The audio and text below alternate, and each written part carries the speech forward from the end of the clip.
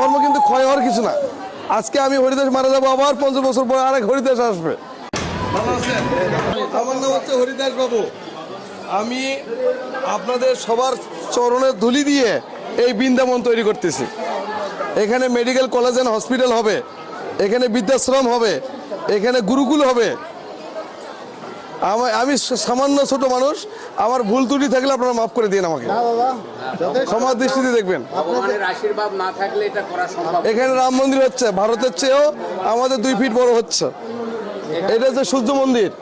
এখানে মাঝখান থেকে দুর্গার ইয়ে হবে, আর 2 পাশে লক্ষ্মী, গণেশ, সরস্বতীর মন্দির হবে এটা। আর এই নদীর মধ্যে হবে আমাদের মেডিকেল কলেজ অ্যান্ড হসপিটাল। এটা আমি কিনছি 500% আমি কিনছি। হ্যাঁ, ওই খালি বিলটা 500% কিনছি। আমার রিস্কাওয়ালা হিন্দু বলবে আমার একটা ছেলে ডাক্তার আছে, টাকা লাগবে না 1 টাকাও। এই যে আপনারা খাচ্ছেন, আপনি নিজে রান্না করে খেতে পারবেন, ভবিষ্যতে 10 টাকাও দিতে হবে না।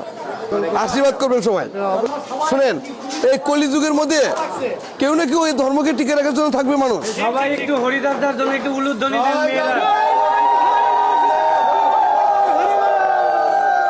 আমাদের সনাতন ধর্ম কিন্তু ক্ষয় হওয়ার কিছু না। আজকে আমি হরিদাস মারা যাবো, আবার 50 বছর পরে আরেক হরিদাস আসবে। এই ধর্মটা সনাতন ধর্ম, এটা ভগবানই রক্ষা করবে কারো না কারোর মাধ্যমে।